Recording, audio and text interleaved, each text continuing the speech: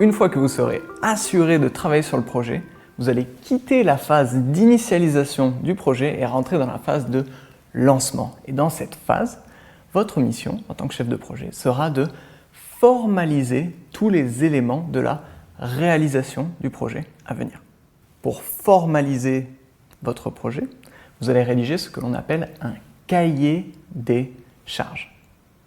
Un cahier des charges, c'est un document contractuel qui va préciser les rôles, les responsabilités et la relation entre tous les acteurs du projet. Ce sera un document auquel tous les acteurs pourront se référer pour trouver les détails de leur part du travail dans le projet. Il n'y a pas une seule bonne manière de créer un cahier des charges.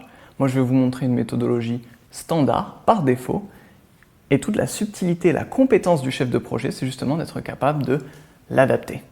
Je vous propose de diviser votre cahier des charges en 7 parties que l'on va remplir ensemble, progressivement, à travers la deuxième partie de ce cours. Dans la première partie, vous allez expliciter le cadre du projet. Et ça, vous l'avez déjà plus ou moins fait à travers la phase d'initialisation. Ce sera toujours du temps de gagner lors de la rédaction. Vous allez donc y inclure un résumé, un contexte de l'entreprise, les enjeux du projet, mais aussi les livrables, la présentation de l'équipe, et vous pouvez dès à présent y inclure votre planning prévisionnel.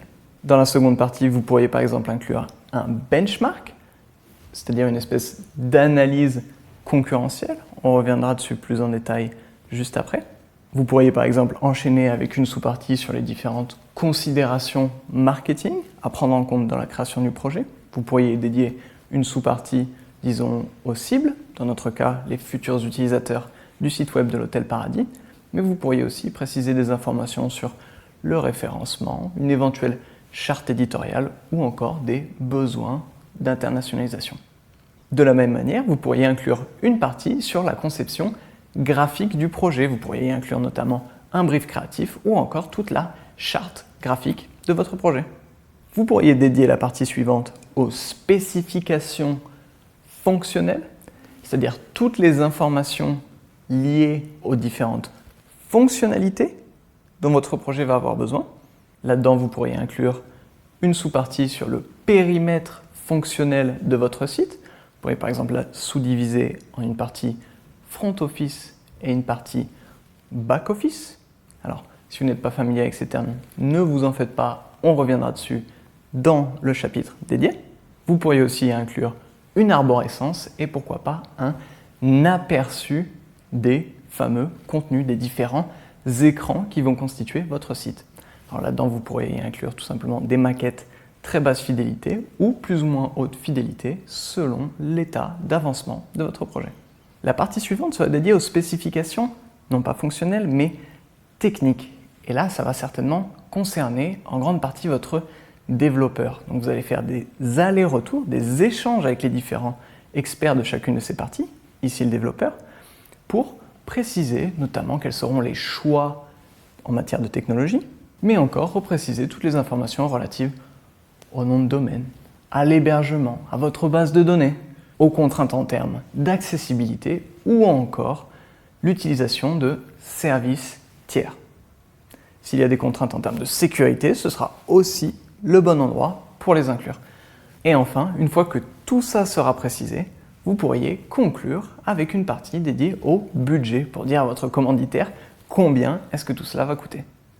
Il n'y a pas qu'une seule bonne façon de créer un cahier des charges. La structure que je vous propose se veut être standard par défaut. C'est justement à travers votre compétence de chef de projet que vous allez l'adapter aux besoins spécifiques de votre projet. Au-delà de la structure, vous pourrez aussi vous poser la question quel est le niveau de profondeur le plus adéquat pour mon cahier des charges? On peut en écrire un en 20 pages comme on peut en écrire un en 60 pages. Et ce niveau de profondeur, ce niveau de détail dépendra en fait du risque client et donc du besoin de détail que vous identifiez. Plus un projet vous paraît risqué, plus il y a de chances de litige, plus vous aurez besoin de préciser les éléments pour qu'en cas de désaccord, le cahier des charges devienne un outil d'arbitrage. Comme je vous le disais, à travers toute cette seconde partie, nous allons rédiger le cahier des charges de l'Hôtel Paradis. Nous allons donc revenir sur chacune de ces sous-parties en détail. Et je vous propose de commencer dès maintenant avec le benchmark.